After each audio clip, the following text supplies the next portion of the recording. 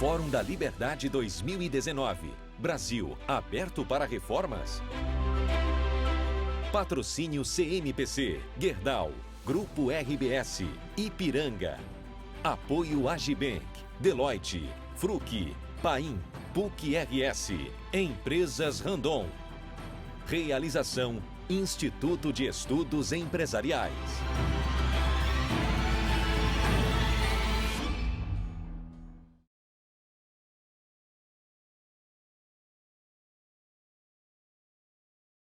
Boa tarde, senhoras e senhores. Nós acabamos de ouvir a apresentação da banda Marmota Jazz, composta pelos artistas Pedro Moser na guitarra, André Mendonça no baixo, Leonardo Bittencourt no piano, Bruno Braga na bateria, com a participação especial do Pedro Veríssimo.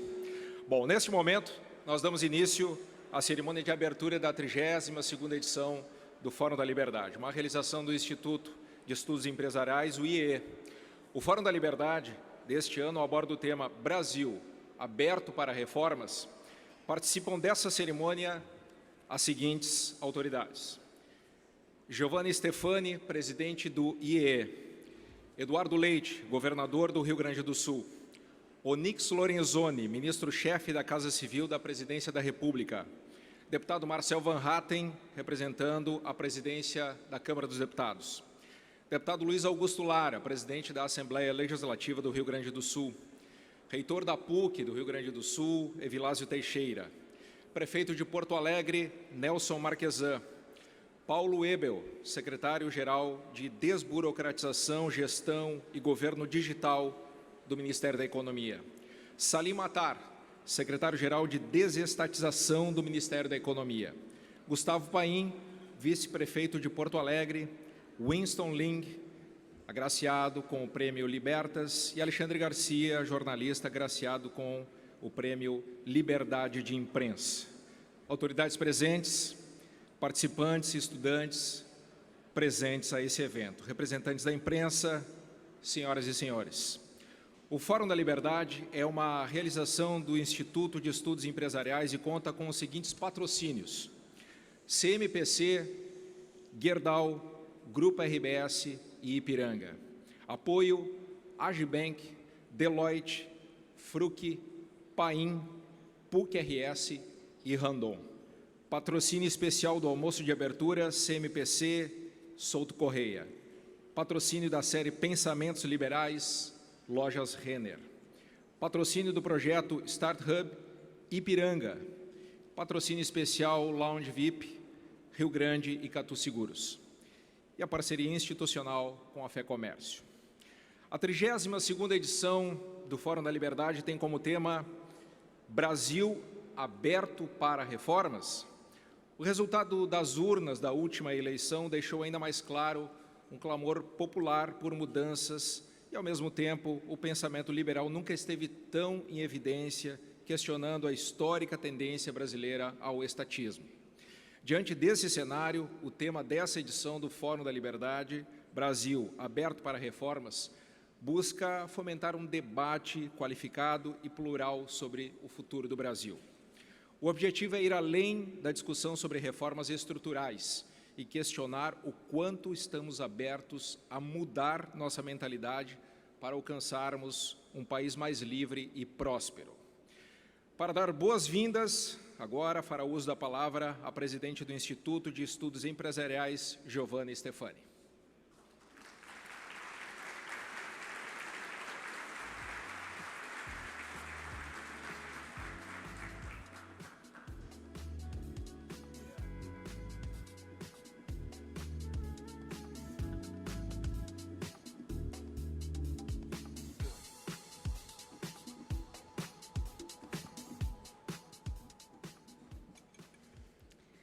Governador do Estado, Eduardo Leite; ministro-chefe da Casa Civil da Presidência da República, Onyx Lorenzoni, agradeço a presença e, em seus nomes, saúdo todas as autoridades presentes.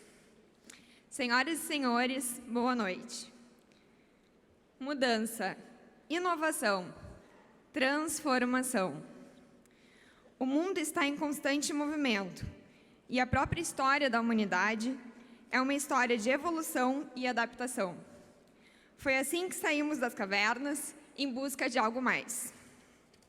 Por que então é tão difícil mudar? Uma das razões talvez seja o risco inerente. Afinal, nem sempre é garantia sobre o resultado. Nos tira da zona de conforto, do que é conhecido, e exige esforço para aprender a viver em um cenário novo. Ainda assim, é a condição essencial da ação humana, que busca sempre uma situação melhor, como ensinou Ludwig von Mises. Mudança pressupõe também liberdade, e mais que liberdade em si, a sua verdadeira compreensão. As pessoas inovam e crescem com a liberdade.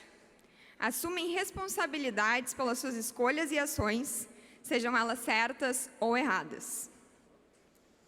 Entender a liberdade gera tolerância. Permite que as pessoas se definam e convivam com as suas diferenças.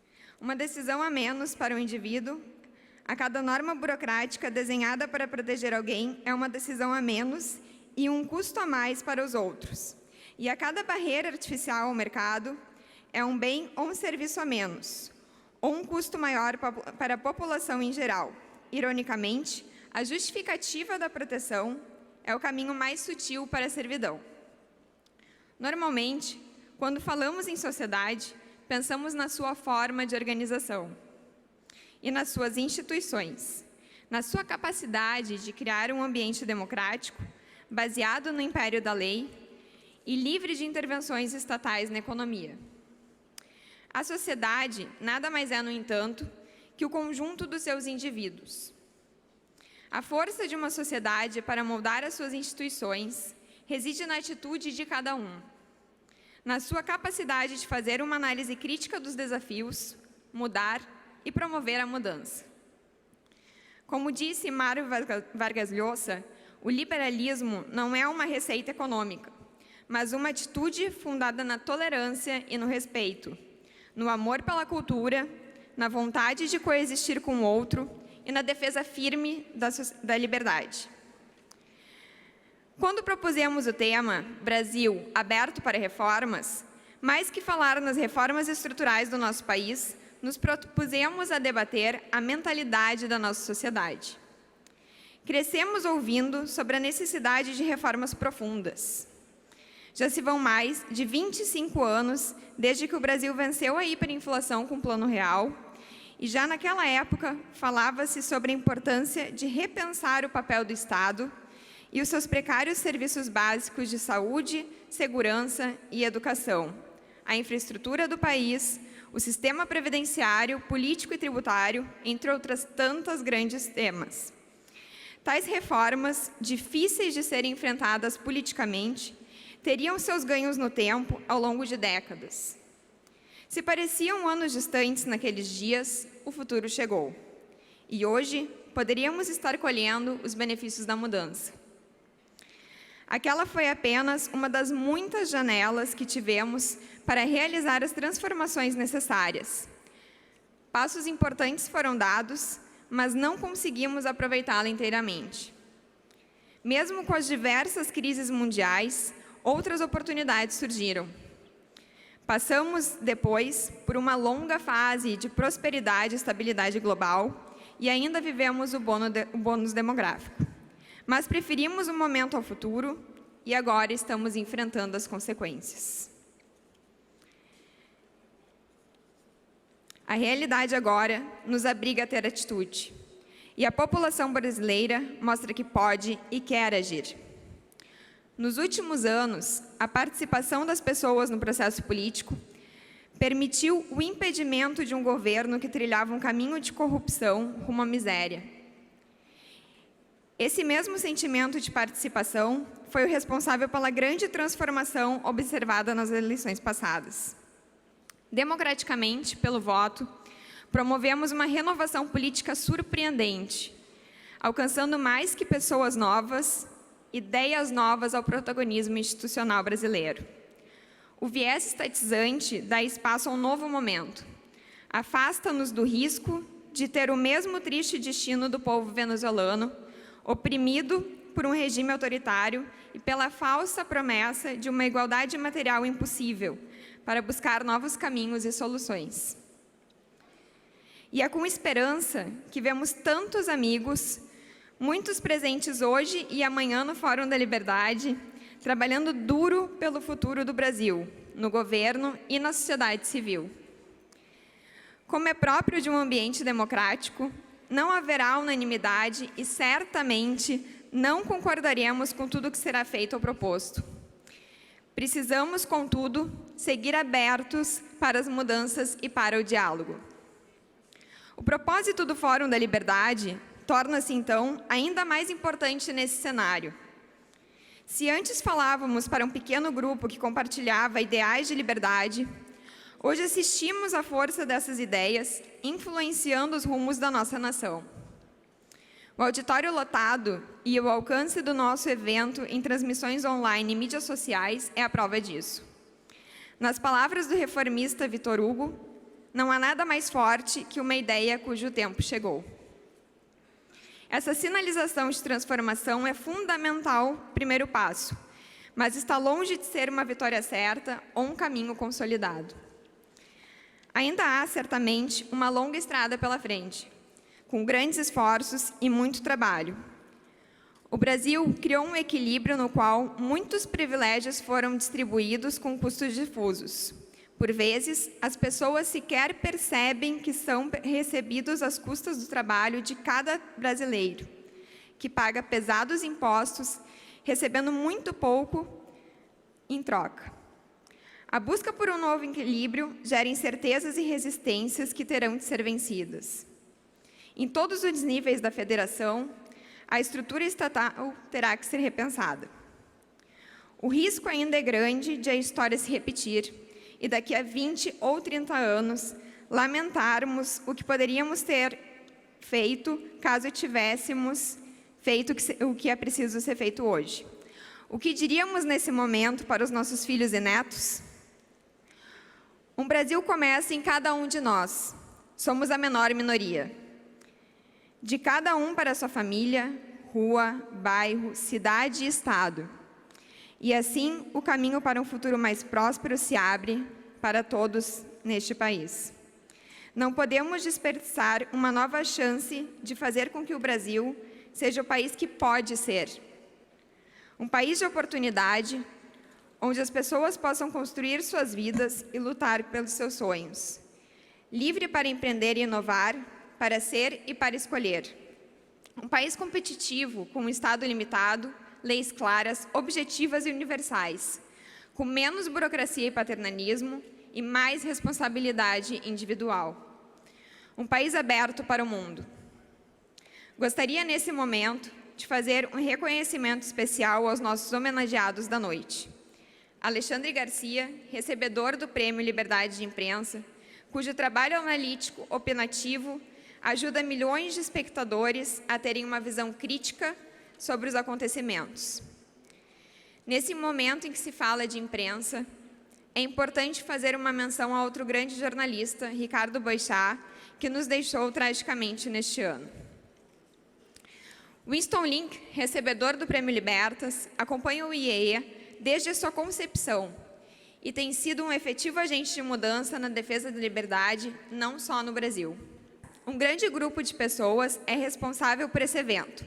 Pedro de Césaro, vice-presidente, Júlia Tavares, Caio Risk, Diego Jardim Carvalho, Fernanda Lacroix Tomasi e Rafael Cola, diretores. Deixo meu agradecimento por terem aceitado o desafio de compor a gestão 18 e 19 do IEA e se dedicado incansavelmente a construir o evento que se inicia hoje. A equipe do IEA da Capacitar, em fato, e de tantos outros fornecedores e prestadores de serviço que participaram dessa construção, meu muito obrigada, e a imprensa que impulsiona a propagação das ideias aqui geradas. Nesse momento, não poderia deixar de agradecer as pessoas mais importantes da minha vida, especialmente agradeço aos meus pais, Luiz Carlos e Maristela, pela educação alicerçada nos valores que carrego hoje. Aos meus irmãos, Karina, Natasha e Luiz Henrique, pelo apoio e incentivo. E ao meu marido Bruno, pelo suporte incondicional ao longo dessa jornada. Precisamos seguir vigilantes na defesa da liberdade. Karl Popper disse que o princípio de uma política democrática é criar, desenvolver, proteger instituições políticas destinadas a evitar a tirania. Podemos acrescentar, do viés que for. É na defesa da liberdade que estamos aqui. Sejam todos muito bem-vindos ao 32º Fórum da Liberdade. Esperamos que possam aproveitar ao máximo as oportunidades de reflexão trazidas por cada um dos nossos palestrantes nesta noite e amanhã. Muito obrigada a todos.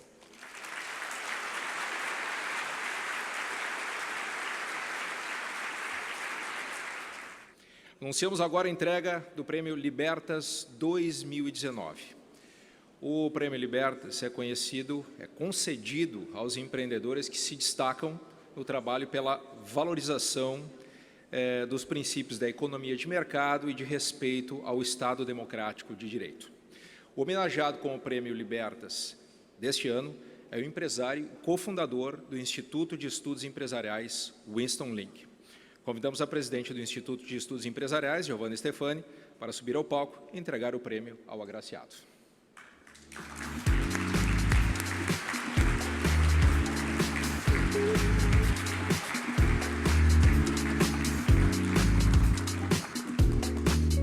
Winston Link é formado em Administração de Empresas pela Universidade Federal do Rio Grande do Sul, pós-graduado pela Arthur Little of Management, em Cambridge, e mestre em Administração pela Stanford University, nos Estados Unidos, e é também membro do Comitê Executivo e vice-presidente do Conselho de Administração da Évora S.A.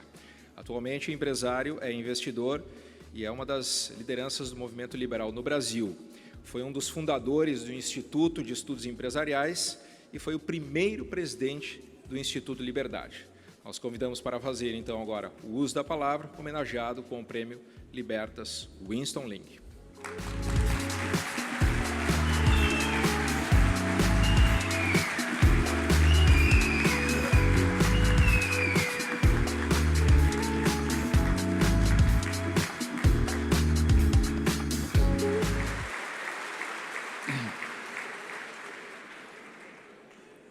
Digníssimas autoridades presentes, caros amigos e seguidores que estão acompanhando pelo YouTube e pela mídia social, minhas senhoras e meus senhores.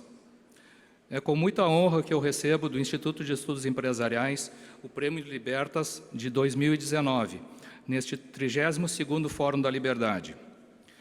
Este prêmio, para mim, é especialmente significativo, porque finaliza um círculo que se iniciou há 32 anos atrás. É uma interessante coincidência que este número 32 esteja assim nos perseguindo. Interessante saber que a Giovanna Stefani, atual presidente do IEE, nasceu exatamente no ano da realização do primeiro Fórum da Liberdade. 32 anos atrás, eu também tinha 32 anos de idade. Também fazia parte da diretoria do Instituto de Estudos Empresariais. E como diretor de eventos, deveria ser o responsável pela organização do primeiro Fórum da Liberdade. Deveria, porém, não fui. Vou lhes contar a história. Era o ano de 1988, véspera da Constituinte. O movimento conservador era nulo. Vou repetir. O movimento conservador, na época, era nulo.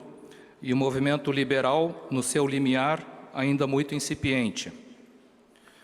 Aos mais jovens que me escutam, imaginem um mundo onde não havia internet.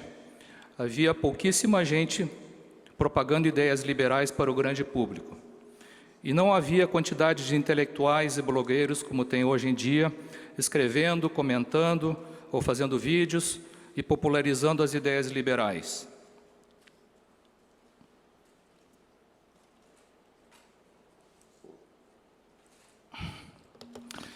O Roberto Racheski, mês passado, postou no Facebook esta foto do primeiro ciclo de palestras sobre o liberalismo, realizado no dia 28 de novembro de 1986. Na foto, nossas cabeleiras eram grandes. O Roberto está irreconhecível. E o palestrante na foto era o José Guilherme Melchior. Como descreveu o Roberto, Mesmo com um palestrante do nível do Melchior, nossos eventos tinham mais gente no palco do que na plateia.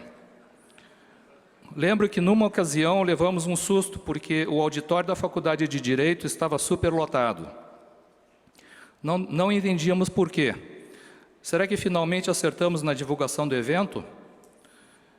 Quando o palestrante começou a falar, um a um os estudantes presentes se levantaram e abandonaram a sala, até que o auditório ficou praticamente vazio. Hoje, refletindo sobre o acontecido, penso nas gargalhadas que estes jovens líderes estudantis deram ao verem sua estratégia de sabotagem ter sucesso. Mas na época, para nós que estávamos na plateia, não foi nada engraçado. Dentro deste contexto acima, eu fui contra a ideia de organizar o primeiro Fórum da Liberdade. Quem iria fazer o follow-up dos questionamentos, escrever os artigos, dar as entrevistas, participar dos debates, fazer frente à inquisição da mídia, rebater as fake news e as mal-interpretações e reforçar a versão verdadeiramente liberal dos diversos tópicos? Corríamos um grande risco de ter este vácuo preenchido por opiniões social-democratas, como foi em certa medida. Para mim, era como se fôssemos abrir um restaurante com muita promoção e muita propaganda, mas sem ter prontos o menu, os pratos, os cozinheiros, nem os garçons. Acabaríamos tendo que servir pratos social-democratas feitos por cozinheiros social-democratas e servidos por garçons social-democratas. O restaurante seria ruim e iriam botar a culpa nos liberais. Muito dinheiro seria necessário levantar para fazer esse evento, sem a preocupação em como lidar com follow-up. Melhor seria se focássemos esse esforço todo num projeto de longo prazo para a formação de intelectuais. Mas acabei sendo o voto vencido e resolvi pedir demissão da diretoria do IEE, pois eu sou muito individualista e não é do meu feitio trabalhar num projeto no qual eu não acredito. Foi um grande escândalo, devidamente abafado na época e até os dias de hoje. Participei do primeiro Fórum da Liberdade como participante comum na plateia. E 3 anos depois, eu me mudei para o exterior, onde eu moro até hoje. E somente fui participar novamente de um Fórum da Liberdade em 2015. Hoje, eu reconheço que o Fórum da Liberdade é um sucesso. É a história de uma startup. No início, era uma ideia ultrajante, como acontece nas startups. E muitas pessoas não acreditavam, como eu não acreditei pelas razões acima. Mas agora, passados 32 anos, entendo a importância de se preencher o vácuo, de fincar o mastro, ou seja, de abrir o restaurante mesmo sem ter o produto arredondado.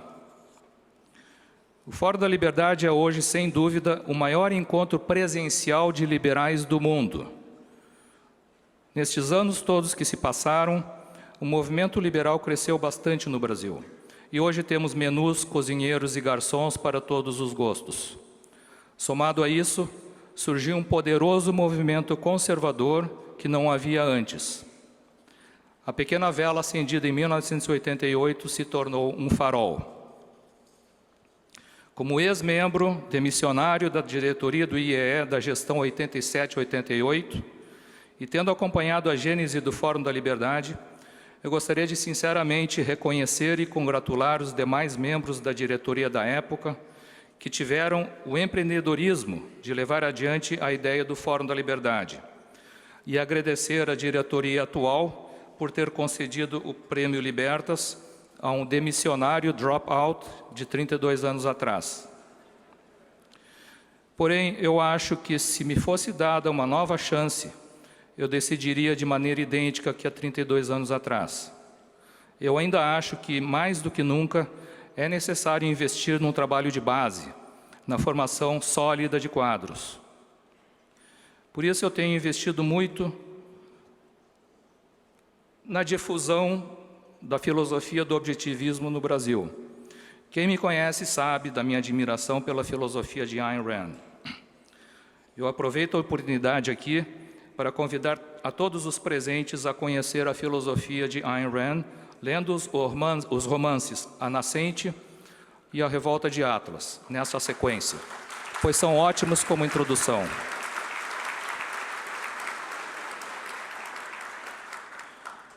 O meu ativismo iniciou durante a década de 80 em Porto Alegre, mas desde que eu me mudei do Brasil e durante cerca de 18 anos, eu desapareci do movimento e só retornei devagarzinho a partir do surgimento do Facebook em 2008, postando lá de Xangai, da China. Por causa disso, curiosamente, muitos dos meus seguidores achavam que eu não existia, que eu era um robô ou um personagem virtual, e ficavam surpresos quando se davam conta de que eu existia de verdade. Uns outros, estes parecem ser da extrema-direita, indagaram: mas de onde saiu esse chinês que lá da China escreve na mídia social sobre o Brasil? Com certeza deve ser um infiltrado do Partido Comunista Chinês, fazendo contra-inteligência. E me taxaram de esquerdista. Existem alguns vídeos e textos na internet me difamando nesse sentido e incentivando ataques à minha pessoa. Não sabem eles que o meu pai, Xun Minlin, chegou ao Brasil escapando do comunismo da China, no Rio de Janeiro, no dia 2 de fevereiro de 1950, uma terça-feira gorda de carnaval. Talvez é por isso que eu gosto tanto de carnaval. E com quase nada no bolso, veio tentar a vida no Brasil. Ele é reconhecido como o pioneiro da soja no Brasil. Suas conquistas empresariais aconteceram simultaneamente ao desenvolvimento do negócio soja no Brasil. Se vocês fizerem uma procura na internet, usando a palavra-chave berço da soja no Brasil, você encontrará a cidade de Santa Rosa, Rio Grande do Sul. Eu e o meu irmão William nascemos em Santa Rosa. Minha irmã Rosa também. Somente o meu irmão caçulo Wilson nasceu em Porto Alegre. Em 1959, ano do porco, no zodíaco chinês, o meu pai importou o primeiro casal de suínos tipo carne para o Brasil e transformou o rebanho de suínos tipo banha, existente até então, em suínos tipo carne. Ele fez isso porque o uso do óleo de soja para cozinhar estava arruinando os criadores de suínos tipo banha, e uma boa alternativa para salvá-los da ruína seria eles passarem a criar o suíno tipo carne. Durante a década de 70, a sua então empresa Alvebra se tornou a maior exportadora do complexo soja do Brasil, óleo, farelo e grãos, competindo com sucesso contra as grandes multinacionais do setor. O óleo de soja violeta, o da lata vermelha, era o mais vendido em absolutamente todo o território nacional. Na década de 80, introduziu o primeiro leite de soja em pó do mundo e salvou muitos bebês que tinham alergia à lactose, do leite de vaca. Portanto, estamos aqui faz muitas décadas e somos tanto ou mais brasileiros do que muitos dos que tentam destruir a nossa reputação. Eu recapitulo essa história porque gostaria de dedicar este Prêmio Libertas que ora recebo ao meu pai, empreendedor e inovador, Xun Minlin.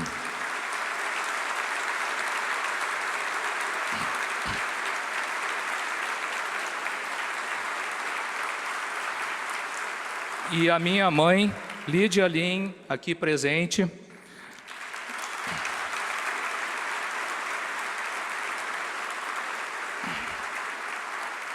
Ela é uma recordista, porque ela nunca faltou a um Fórum da Liberdade nesses 32 anos. Cerca de 10 semanas atrás, tive a oportunidade de encontrar e conversar com o Nicholas Salnall Smith, o então chairman do Lion Rock Institute, o único think tank liberal de Hong Kong. Aqui no Brasil, olhamos Hong Kong com admiração e sonhamos em ser uma potência de liberdade, como Hong Kong é. Mal vocês sabem que o sistema de Hong Kong está sob constante ataque desde que foi implementado. Meus amigos do Lion Rock Institute andam ultimamente cada vez mais pessimistas quanto ao futuro da liberdade em Hong Kong. A introdução recente da democracia em Hong Kong significa que as demandas por privilégios estão cada vez mais exacerbadas e ameaçam o sistema do rule of law, ou o governo sob o império da lei. Acompanhando os acontecimentos no Brasil, o chairman do Lion Rock Institute, maravilhado com o ativismo existente no Brasil, me perguntou: mas como poderíamos replicar esse ativismo em Hong Kong? Isso me fez dar conta de que o que acontece no Brasil é um fenômeno único no mundo e muito dificilmente de ser replicado. Em Hong Kong, as escolas, a mídia e as artes também estão contaminadas pelo marxismo cultural. Por estar tão perto da China, Hong Kong está imunizada contra o comunismo, porém não tem ideia do que é o marxismo cultural.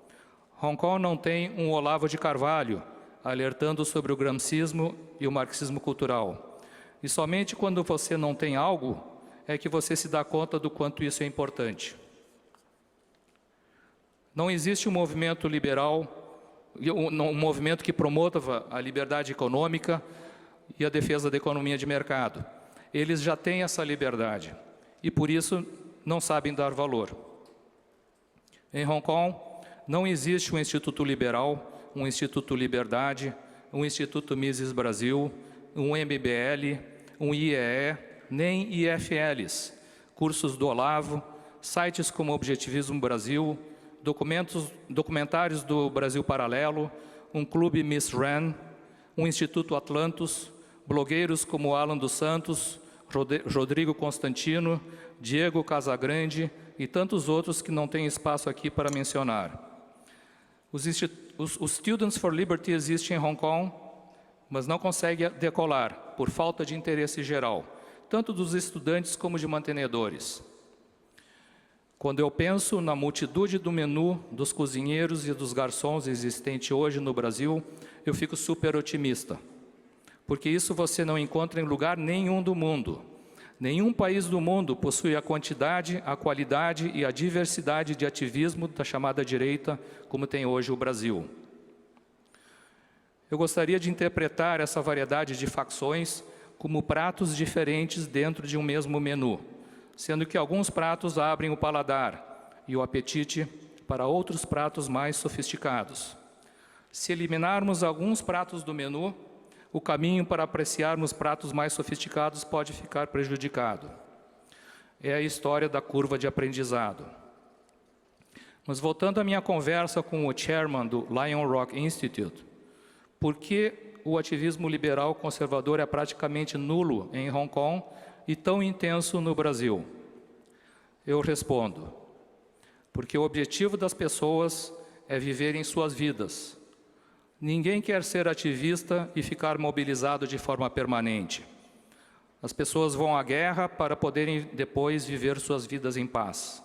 Quando a paz chega, as pessoas se desmobilizam.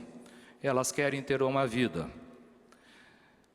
Quando as reformas econômicas forem implantadas e o Brasil começar a crescer no ritmo chinês, eventos como este talvez sejam esvaziados. É da natureza humana. Por exemplo, após o Plano Real, na década de 90, foram fechados 6 institutos liberais dos 8 que chegaram a existir.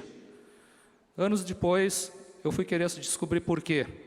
E uma das respostas que eu obtive foi que, após o outro Plano Real, os mantenedores, um a um, cancelaram seu apoio financeiro, porque, na palavra deles, o liberalismo já chegou.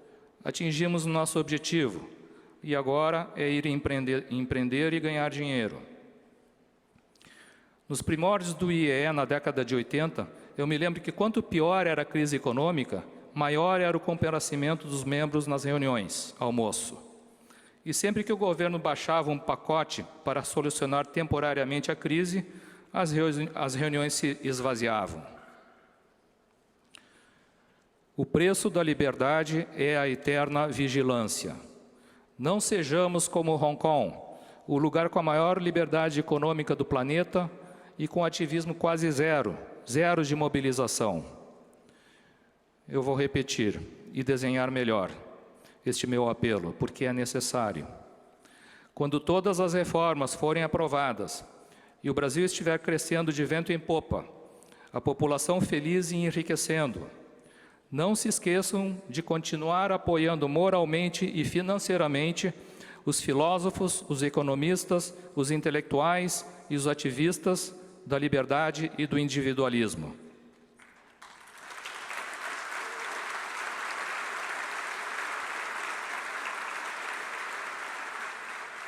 Não façam como muita gente faz hoje em dia, que depois de ganhar muito dinheiro, passam a financiar artistas, intelectuais, eventos e projetos com ideias coletivistas, dando apoio e sanção aos seus próprios inimigos.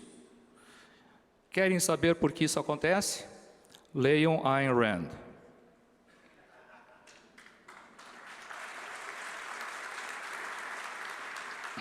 Estamos agora no limiar da implementação do nosso sonho. O povo brasileiro quer ser rico, quer ter desenvolvimento econômico, quer ter liberdade para tocar suas vidas. O sistema político atual como está não consegue dar uma resposta rápida na correção de erros e injustiças. Por essa razão, ainda é necessário manter a mobilização em prol das reformas até que todas elas aconteçam. Essas reformas só acontecerão com muita pressão da sociedade. Se depender só do sistema, essas reformas não acontecerão. Mas, como eu já afirmei, é impossível termos uma vida se temos que estar mobilizados permanentemente. Por isso, é necessário trabalharmos em paralelo para mudar radicalmente esse sistema político que está aí e implantar um sistema que seja mais ágil, automático e que melhor proteja o sistema de rule of law contra as pressões por privilégios da democracia sem limites. Dentro desse espírito, eu quero fazer aqui mais um comercial. Eu tenho o prazer de comunicar o lançamento do livro de José Stelli, traduzido finalmente ao português, O Estado de Direito, que contém sugestões para o aperfeiçoamento do nosso sistema político e, quem sabe, eu espero, da nossa Constituição, para que o Brasil seja um país mais próspero e mais poderoso do que, inclusive, os Estados Unidos da América. Na capa desse livro temos a foto de uma favela do Rio de Janeiro e uma foto de Hong Kong. Hong Kong também era infestada por favelas flutuantes. Quem se lembra dos filmes de Bruce Lee, se lembra das cidades flutuantes de juncos, que eram as favelas de Hong Kong. Com liberdade de mercado, instituições sólidas que protegem o Estado de Direito, Hong Kong mudou para ser o que é hoje. O Brasil tem tudo para ser uma grande Hong Kong. Vamos pressionar o governo e o Congresso para isso. Vamos comprar, ler e compartilhar este livro, O Estado de Direito. Eu termino aqui a minha fala mencionando que eu gostaria de apresentar um vídeo chamado A Filosofia da Liberdade, do meu amigo Ken Scullen, mas devido ao curto tempo de espaço, esse vídeo vai ser subido no YouTube junto com a gravação dessa minha fala. Sempre que vocês se sentirem desanimados, assistam este vídeo e mantenham aceso o sonho e a mobilização. Muito obrigado.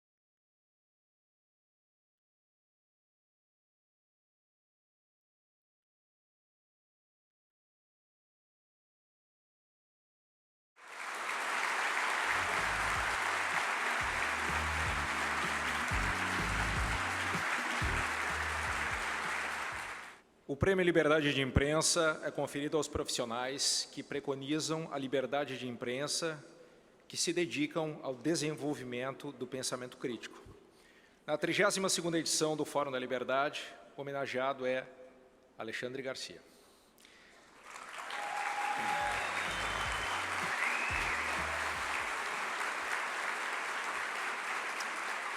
O jornalista Alexandre Garcia vem se destacando por sua crítica independente e perspicaz, tendo se revelado um grande promotor e defensor da liberdade de imprensa no Brasil.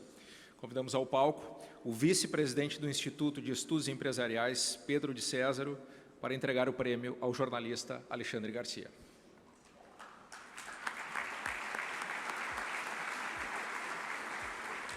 Alexandre Garcia se formou na Faculdade de Comunicação Social da PUC, aqui do Rio Grande do Sul, onde depois lecionou. Foi correspondente no exterior pelo Jornal do Brasil, foi diretor da TV Manchete e diretor de jornalismo da TV Globo em Brasília. Atuou por 31 anos na Globo, atualmente escreve para 2 revistas mensais e mantém coluna semanal em 18 jornais. Faz comentários diários para mais de 290 emissoras de rádio. Convidamos para fazer uso da palavra agora o jornalista Alexandre Garcia.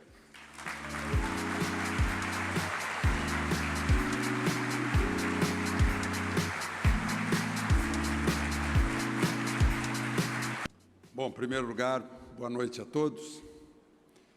E eu quero agradecer ao Instituto de Estudos Empresariais por um prêmio que chega numa oportunidade muito especial quando eu renovo a minha vida profissional.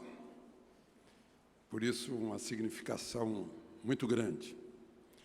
E eu lembro que em 87, eu estive pela primeira vez com vocês na reunião de segunda-feira, no Hotel Ritter, e eu acho que 2 ou 3 anos depois, no Fórum da Liberdade, acho que era no Plaza São Rafael.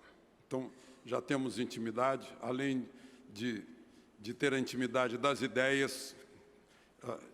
Eu ia dizer trocávamos ideias, Jorge Gerdau e Johann Peter, mas eu é que recebia as boas ideias e as boas recomendações sobre liberdade. Liberdade econômica, liberdade da cidadania, liberdade de empreender, liberdade de vender, liberdade de ganhar e liberdade de imprensa. Uma primeira aula eu tive em 1957, quando eu estava exercendo pela primeira vez uma atividade recebendo salário. Eu devia ter 16 anos ainda. Eu era noticiarista, produtor de notícias e repórter da Rádio Independente de Lajeado. Um caminhão bateu num poste na frente da rádio, cortou a iluminação pública e eu fui lá com o microfone para transmitir o que estava acontecendo. E o motorista do caminhão ficou furioso comigo, dizendo que eu não deveria divulgar. Eu fiquei assustado, porque era um menino ainda. E meu pai, radialista também, lá foi e convenceu o motorista de caminhão que era de interesse público. Ele havia cometido um acidente que havia tirado a luz daquela região, a iluminação pública. E eu, pela primeira vez, tive a sensação de que estava prestando um serviço público. O serviço de liberdade de imprensa é um serviço público. As pessoas acreditam em nós e, por causa disso, nós temos a responsabilidade de bem servir aqueles que nos dão uma procuração para que as informemos em nome delas, porque elas não estavam presentes ao fato que nós presenciamos. Eu disse fato, eu não disse fake.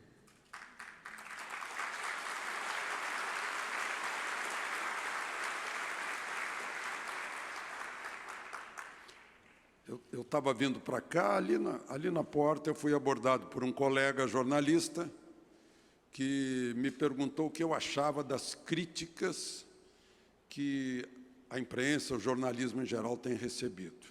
Aí eu pensei o seguinte: nós criticamos os médicos e achamos que eles não têm nenhuma proteção para não serem criticados. Nós criticamos a polícia, nós criticamos os empresários, nós criticamos os políticos. Absolutamente normal. Eles não têm nenhuma proteção, nenhuma isenção que os proteja da crítica. Mas quando os políticos, os empresários, os médicos e a polícia nos criticam, nós ficamos escandalizados, porque achamos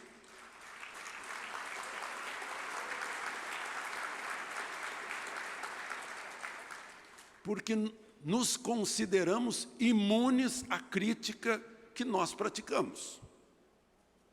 É um paradoxo. É um paradoxo movido provavelmente por arrogância. Aquela arrogância de achar que somos donos da verdade. E deuses somos capazes de alterar os fatos, e não de apenas transmiti-los. Os fatos não precisam de ajuda. Quando tentamos ajudar os fatos, os deformamos. É como estarmos criando um Frankenstein.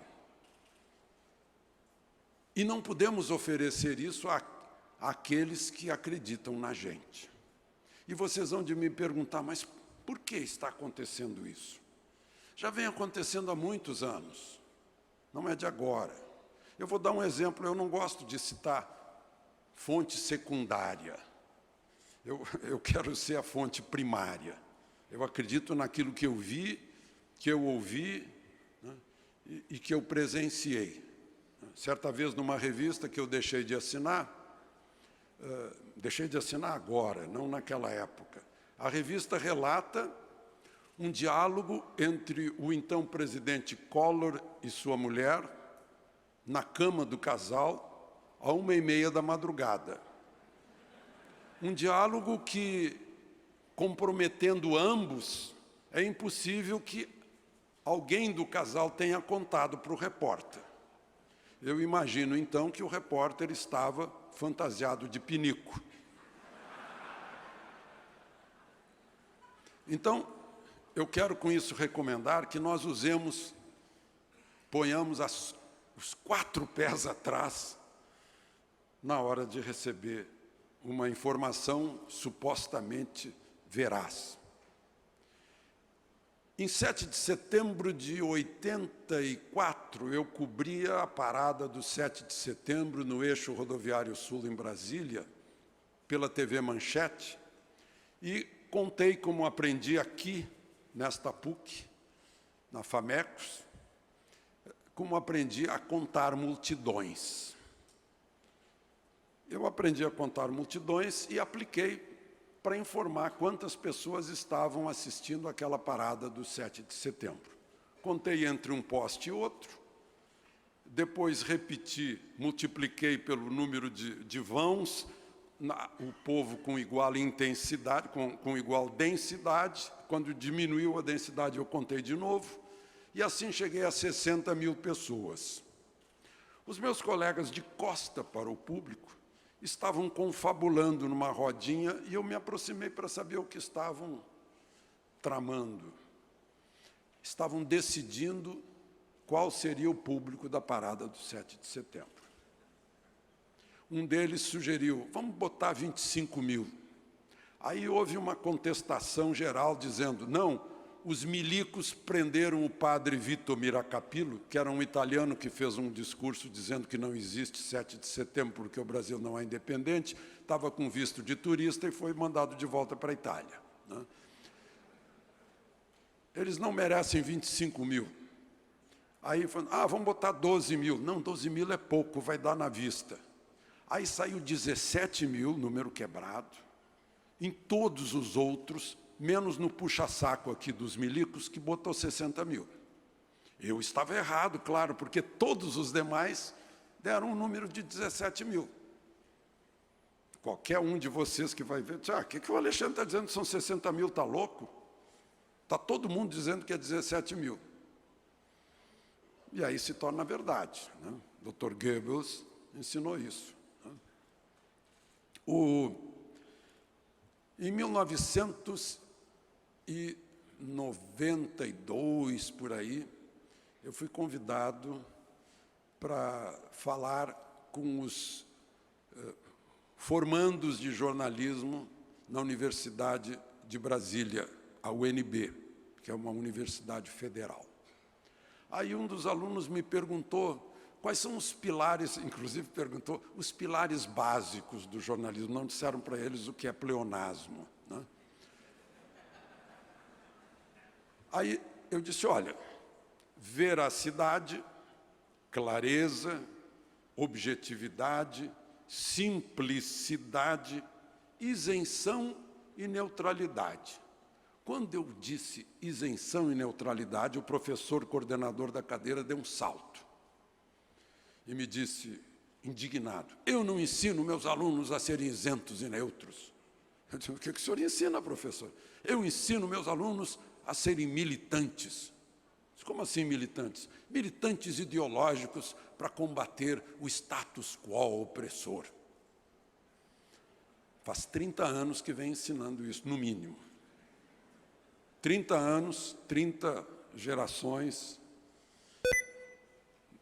30 universidades, 300. Né? Aí,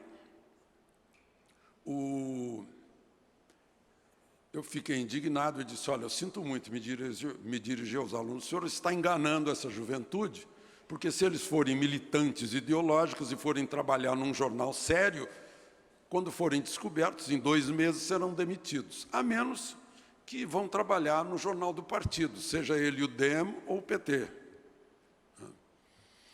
E desde então eu passei a compreender por que o jovem chega na redação cheio de militância na cabeça, né? Não todos, evidentemente, né? Mas essa é a roda que move. Né?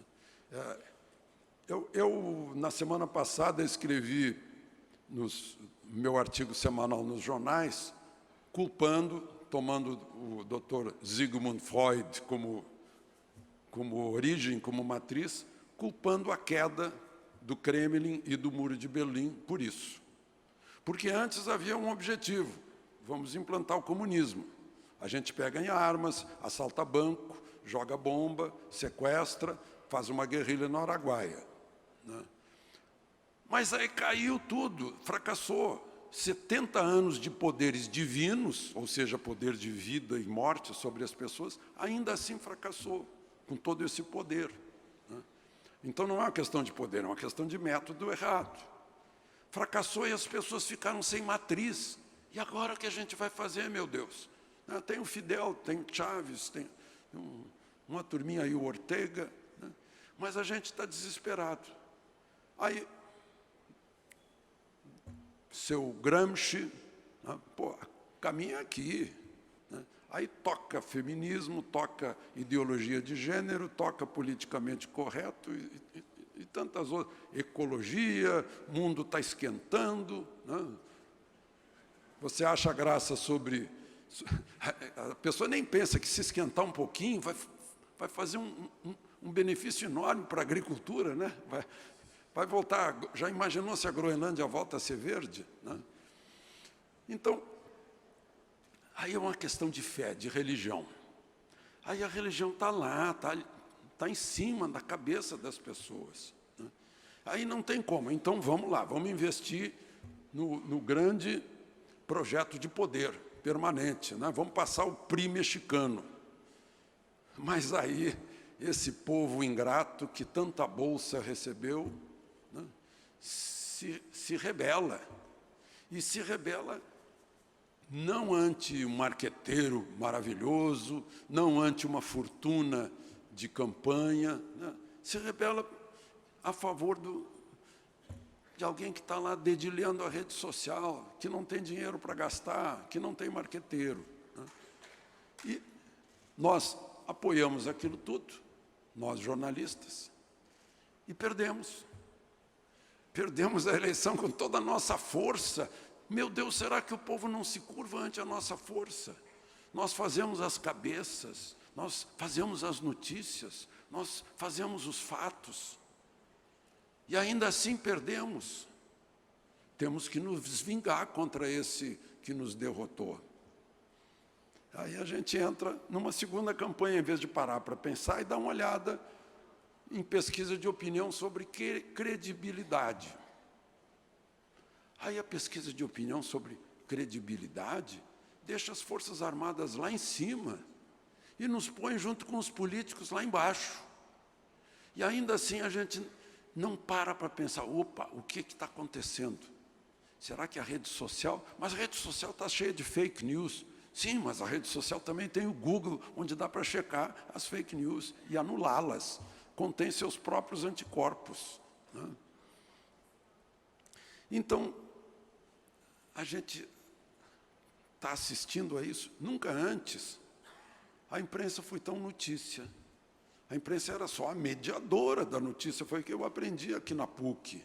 Nós somos os mediadores, a gente se chamava, nós somos os operários da notícia. Depois de operários, fomos promovidos a intelectuais. Aí ficamos com a arrogância de intelectual, né? E não nos damos conta.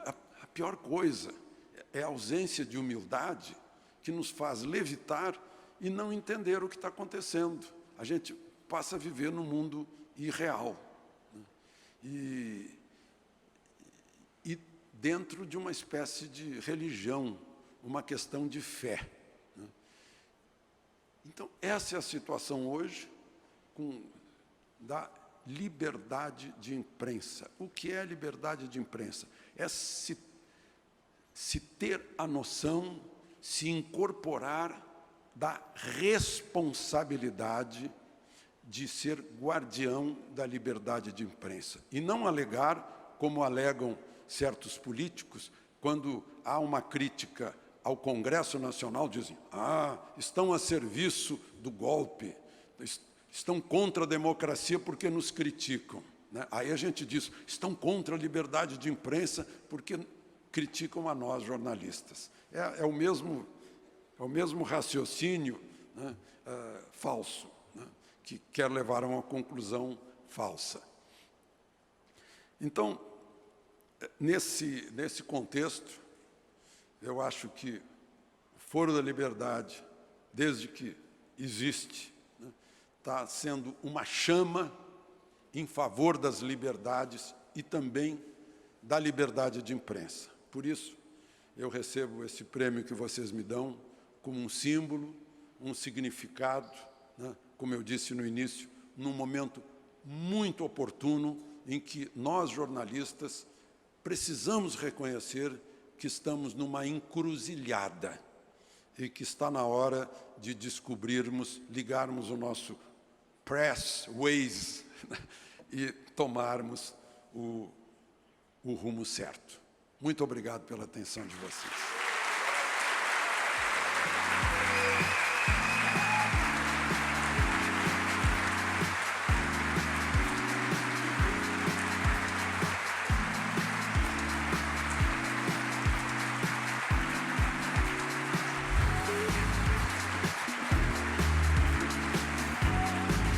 Bom, neste momento fará uso da palavra o governador do Estado do Rio Grande do Sul, Eduardo Leite. Muito boa noite, senhoras e senhores. Gostaria de saudar, inicialmente, a senhora presidente do Instituto de Estudos Empresariais, Giovana Stefani, em seu nome, a toda a diretoria do Instituto de Estudos Empresariais, cumprimentá-los por mais uma expressiva e bonita edição, importante edição do Fórum da Liberdade, saudar o senhor ministro-chefe da Casa Civil, da Presidência da República, deputado federal, nosso amigo Onyx Lorenzoni, saudar o representante da Câmara dos Deputados, aqui presente, deputado federal Marcel Van Hatten, ao presidente da Assembleia Legislativa do Estado, deputado Luiz Augusto Lara, Saúdo, em nome do deputado Luiz Augusto Lara, os deputados federais, deputados estaduais aqui presentes. Saudar o prefeito municipal de Porto Alegre, Nelson Marquesan Júnior, ao reitor da PUC, Evilásio Teixeira, ao secretário de Desburocratização, Gestão e Governo Digital do Ministério da Economia, gaúcho Paulo Webel. Saudar o secretário-geral de Desestatização do Ministério da Economia, Salim Matar.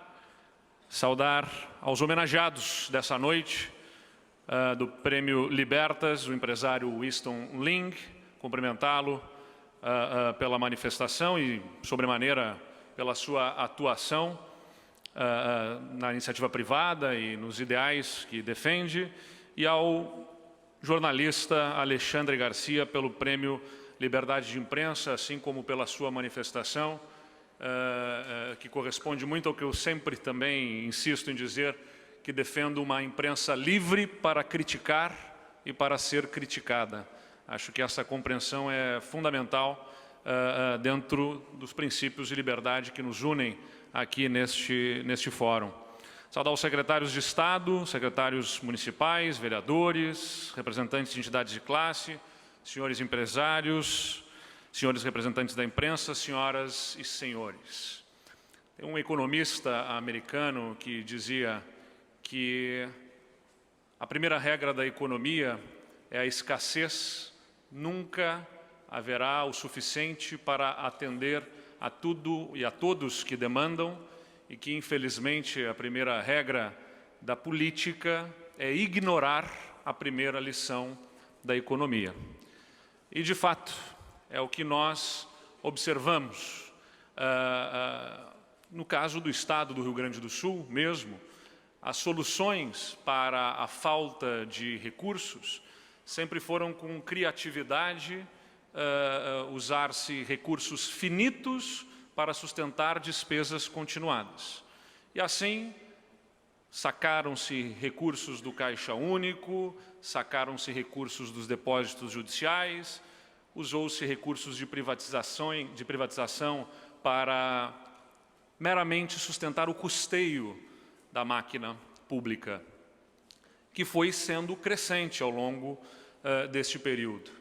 Além disso, nós temos uma mudança profunda de perfil demográfico que também atinge o perfil do serviço público e das necessidades da população e que influencia as contas do Estado. Quero dizer aqui, me referir especialmente, evidentemente, ao fato de sermos o Estado que tem proporcionalmente a maior despesa com servidores inativos, aposentados, em relação aos servidores que estão em atividade. Temos um déficit nas nossas contas do Estado de 12 bilhões de reais no sistema previdenciário. Fora tudo o que se contribui por parte dos servidores do Estado, 14% sobre o seu salário, os 28% que o Estado contribui para o sistema previdenciário, ainda faltam 12 bilhões de reais, em um orçamento que tem como receita cerca de 30 bilhões de ICMS ou 24 bilhões de ICMS líquido, que é fora aquilo que nós transferimos para prefeituras, os 25% a que eles têm direito, sobram 24%, ou seja, metade do ICMS, do imposto que sabemos é injusto na medida em que incide sobre consumo, toda a população paga igualmente, independentemente da sua renda, este imposto, metade dele é drenado por um sistema previdenciário deficitário em 12 bilhões de reais e que cresce 1 bilhão de reais ao ano. E aí, a demanda que se apresenta, nós estamos às vésperas de concluir os nossos primeiros 100 dias de governo, a demanda que mais ouvimos, aquela obra de pavimentação numa região que precisa para o desenvolvimento daquela obra, ou uma reforma de uma escola, ou colocarmos equipamentos numa unidade hospitalar. Essas demandas todas são cada vez mais inviabilizadas e eu tenho que dizer para a população, olha, esse dinheiro que você paga em imposto não voltará para você em serviços, porque nós vamos ter que sustentar um sistema previdenciário deficitário em mais de 12 bilhões de reais. É evidente que é urgente fazermos reformas. E aqui no estado do Rio Grande do Sul, nós estamos dando curso às primeiras ações em reformas, quando encaminhamos na primeira semana dos trabalhos legislativos da Assembleia do Estado as propostas de emendas constitucionais para retirar a exigência de plebiscito para a venda de estatais. E fizemos isso com intensa e firme convicção, porque nós temos uma Assembleia eleita para decidir em nome da população e que deve exercer esta função. Se o sistema representativo que temos se desse apenas pela inviabilidade de reunirmos as pessoas em praça pública para tomarem as suas próprias decisões, isso estaria superado na medida em que a tecnologia permite consultas online praticamente instantâneas. É evidente que há uma assimetria de informações para a tomada de decisões sobre um tema como esse, que deve julgar a oportunidade de negócios, o quadro fiscal, a situação das empresas, enfim, atividades que mudam completamente a forma de acontecerem diante da disrupção que a tecnologia proporciona. Então, todas essas informações, dados, é para isso que elegemos representantes. Nós consideramos que a Assembleia precisa exercer este papel de fazer o julgamento da oportunidade de vendermos essas estatais. Tivemos já esta decisão na Comissão de Constituição e Justiça e a Assembleia Legislativa, com uma base importante que constituímos, já tem nos ajudado a dar passos importantes nessa direção para levarmos à privatização as nossas empresas de companhia de energia elétrica, companhia de gás, a companhia de mineração do Estado, onde o Estado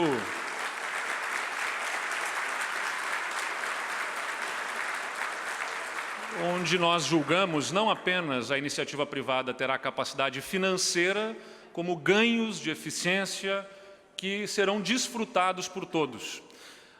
No legítimo interesse do lucro pela iniciativa privada, ganha eficiência a prestação do serviço, dando a oportunidade do lucro legítimo a quem exerce a atividade, mas também gerando benefícios neste ganho de eficiência para toda a sociedade. É no que nós acreditamos. E vamos levar também a efeito, junto à nossa Assembleia Legislativa, e tenho falado isso nas visitas que fiz aos sindicatos, e visitei cada um deles, dos professores, dos policiais militares, dos policiais civis, fui a cada um desses sindicatos, não para fazer proselitismo, demagogia, ou dar tapinha nas costas, camaradas, ou qualquer coisa nesse sentido, mas sim para dizer a todos eles que nós precisamos falar sobre revisão na estrutura das carreiras do serviço público, e já fizemos também, com o apoio da Assembleia Legislativa, o fim da licença-prêmio, o fim da contagem do tempo ficto, que era aquele servidor que eventualmente tivesse prestado serviço a uma Câmara de Vereadores, a uma prefeitura, ou ao governo federal, ou a qualquer outra estrutura estatal, ao entrar no serviço público do Estado, depois de prestar concurso, contava o tempo que tinha exercido em outra atividade pública para entrar na carreira já numa instância, numa etapa com avanços, gerando ônus ao serviço público do Estado. Então, conseguimos a aprovação na Assembleia Legislativa dessas propostas e estou seguro, vamos ter a oportunidade também de promover reformas nas estruturas de carreira do serviço público, com o diálogo necessário, é o compromisso que nós temos junto aos sindicatos, mas sempre deixando claro, o diálogo não pressupõe necessariamente concordância em absolutamente tudo. Eu não tenho expectativa de que tenhamos esta concordância, mas é legítimo que escutemos, que conversemos, dialoguemos e possamos levar a efeito reformas que reestruturem o Rio Grande do Sul para atacar as causas do nosso déficit. porque esse déficit previdenciário é parte do problema.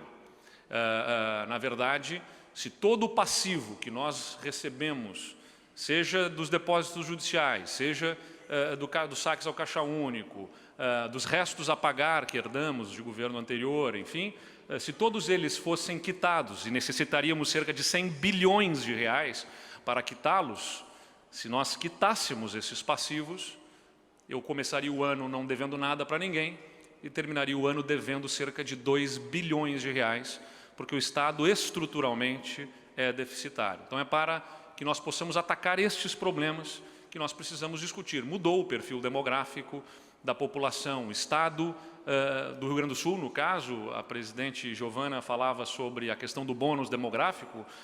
9 entre as 10 cidades com maior percentual de idosos no Brasil estão aqui no nosso Estado. 15 entre as 20 cidades com maior percentual de idosos estão aqui no Rio Grande do Sul. O nosso Estado já desde 2016 vem colher a participação da população entre 18 e 59 anos. E não é só porque nós estejamos exportando gaúchos por conta de alguma falta de perspectiva que houve no nosso Estado, é também porque nós não estamos importando gente nova para cá. Então nós temos que nos abrir para a vinda, um Estado que foi forjado na mão de obra da iniciativa privada e na participação da imigração, tem que deixar de ser bairrista e, como eu sempre frisei ao longo também nas minhas palestras, se o nosso hino diz, sirvam as nossas façanhas de modelo a toda a terra, sirvam as façanhas dos outros de modelo para nós também. O Rio Grande do Sul tem que se abrir para o que acontece no mundo, o que acontece lá fora. E se abrir significa ter a capacidade de questionar o nosso Estado sobre não apenas qual é o papel do Estado, onde ele deve estar presente, mas também onde ele não deve estar presente. E é nesse sentido que eu quero cumprimentar o Fórum da Liberdade e o IEE, que ao longo desses 32 anos tem promovido debates que interessam nesta quebra de paradigmas, de conceitos ou preconceitos estabelecidos em relação ao papel do poder público, de governo, do Estado, e que certamente é muito responsável por abertura de consciências para que possamos viver um outro momento quando falamos sobre privatização, sobre reformas no nosso país. A reforma, e esse é o tema dessa edição, a abertura do país para as reformas, ela se dará na medida em que houver engajamento do interesse da sociedade, tendo em vista que essas reformas atenderão ao interesse difuso, como também foi frisado aqui no discurso da presidente Giovana. E essa é uma das grandes dificuldades. Quem tem os seus interesses específicos atingidos, sabe quanto está perdendo, né? Quando, como, todos eles se mobilizam. E aqueles que são beneficiados, no caso, se nós conseguirmos fazer reforma da Previdência para superar ou amenizar o déficit existente até que ele seja efetivamente zerado, isso levará tempo, evidentemente não se zera de uma hora para outra, mas quem vai ganhar esses 12 bilhões de reais que deixarão de ser drenados das contas do Estado num futuro, né, quando isso acontecesse, ou vier a acontecer, não é ninguém especificamente, ninguém individualmente ganha, todos ganham. E como todos ganham, ninguém diretamente é beneficiado e não há mobilização. Bom, cabe a cada um de nós que está aqui nesse ambiente, consciente de que não lutamos por benefícios individuais, mas sim pela liberdade individual e os ganhos a serem desfrutados coletivamente, nos mobilizarmos, formarmos as consciências para que possamos ter o ambiente que promova as reformas, porque o Congresso ou a Assembleia Legislativa ecoarão aquilo que nas ruas, nas redes sociais, estará sendo dito. E se preponderar outra verdade se afirmando, mesmo que fake news, evidentemente se torna muito difícil exigir dos representantes do povo que a enfrentem. Portanto, eu saúdo mais uma vez o Fórum da Liberdade, presidente Giovana e toda a diretoria do IEE, que proporciona ao Rio Grande do Sul este orgulho de sediar um evento que é uma referência no pensamento do papel do Estado e da vida de cada um. Muito obrigado.